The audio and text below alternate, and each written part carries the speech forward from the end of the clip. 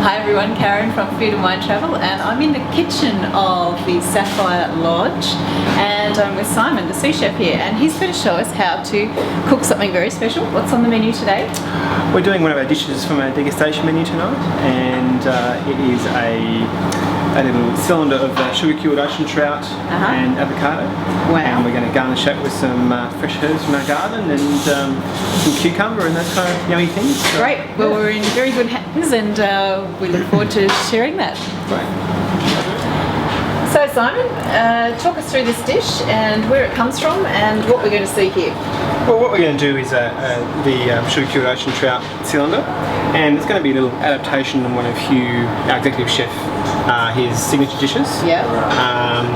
So his signature dish is a savourin, which is the shape of the mould, so it's in a round, and this one's going to be a cylinder shape. Right. So is this your adaptation? No, it's still his. No, it's still his. But yeah, it's just a bit of a smaller version, and so we're going to slice the avocado very thinly, and then roll the cured ocean trout in it. And this is part of the degustation meal for tonight, you said? Yes, it is. Okay, is this one coming out on my plate? Well, we'll see how it goes. And this is which course? This is the first course. So it's a really light. It's great all year round because it's nice and light to start with, and it's great in summer as well. We kind of adapt all the garnishes to the time of the year. The garnishes are beautiful. A lot of those are grown here, aren't they, in your own herb garden? They are, yeah. So a few of the cresses are grown in here. We have things like beautiful Tasmanian wasabi. So this is a fresh wasabi root, and also some leaves and flowers. We have Tasmanian king crab down there, and also from the Huon Valley, the roe. The roe, beautiful. So, and also the ocean trout, which has been basically gravlax, so sugar cured. So we've diced that, and that's from the Huon Valley as well. So, okay, great. Show us how it's done. So what we're going to do first of all is to we've cut the avocado in half, and we've peeled it. So you don't want to scoop it out because you lose all that beautiful green. We're going to slice it lengthways. So you cut a little bit off to start with, and then nice and fine slice.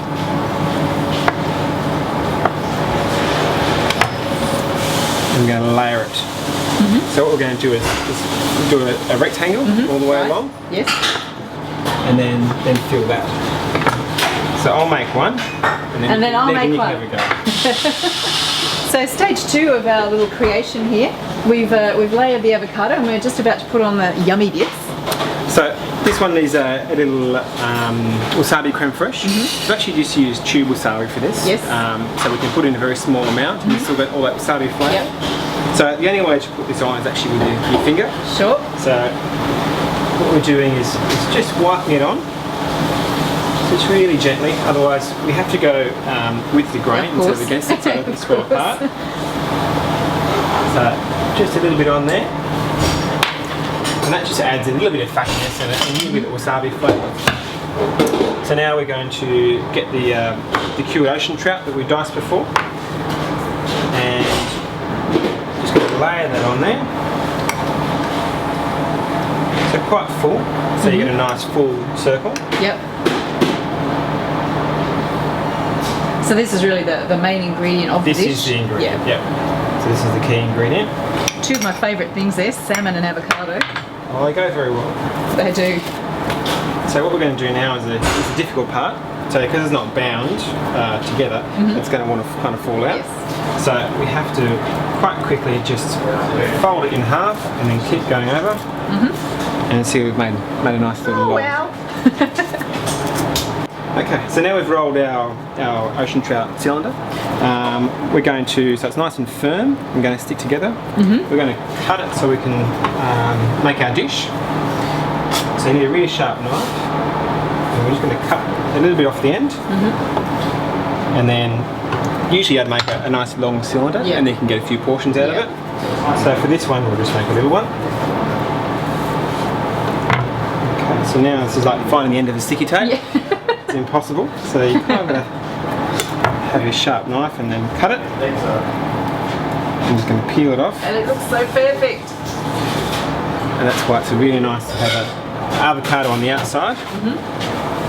So what we're going to do now is have some of our nice little ingredients I got ready before. So we've got some pickled ginger. So I'm going to make a little rosette shape. So just simply is going to wrap it around and stick it on. It's very fiddly, isn't it, being a chef? It is very fiddly. The detail is quite important. So quite a, you need a bit of artistic flair to be able to be a chef. Would you say you're an artist? No, I wouldn't say that. An artist of food? Oh well, I'd say that would be more the executive chef job. We're the workers, we're the worker bees. Nah, not at all. Looks very, very artistic to me. So now we've got some diced cucumber, so really finely diced. So that's just going to be sprinkled over the top. We have some of our king crab. And if I can ask you about the cooking classes while you're just doing that, you hold these daily for the guests? Yes, I think we have about 4 or 5 times a week. Yeah. So we do a variety of things. We can make soufflés, we can make gnocchi, we do this kind of thing, and it kind of depends on the day. And the classes are one of the activities that are involved, included in the rate here at Saffire. Yep. So it's just one of the many activities you can choose to do during the course of your day. So if you're a bit of a foodie and like to come in and do a class, it's lots of fun. We'll watch you do it first and then see if I can replicate it. So that was just some of the trout roe, and we also have some beautiful little coriander cress, so really fine and delicate. So that's just going to sit on there. And is there a signature way that the dish needs to go together? Or is it just that you create it as you feel on the day? Well, yeah, it's the basic recipe and the basic ingredients, and it's got to look the same. But every chef's got their own little things to do. So this is just some radish cress. So just a couple of pieces of that, and then we've got a lovely fresh wasabi leaves. Just going to go on and there. Do they taste anything like wasabi? They do. Are they quite spicy? They're not really hot. But they have they have the beautiful wasabi flavour and without the burn. So that goes on there. It's very mild though. Yeah, but you still get that really nice wasabi flavour. So a few little flowers. The detail is extraordinary. That's the fun part. And then this is the last thing. This is some cucumber essence. So we've blended some cucumber, peeled and blended them, and then put it through a paper filter or a coffee filter. Wow. And so you get a really clear essence, and that just gets poured on. And that really completes the dish. Yeah, it kind of brings all those little ingredients on the outside together. And then one last thing is some ginger oil that we've made, and that just gets that really beautiful pearly kind of perfect. Look at that! So hopefully you can make that. In the time that we've been standing here talking, you have created something extraordinary. Oh, thank you. You are a master chef. Now it's your go. Thank you for sharing that with us, and please turn off the camera now.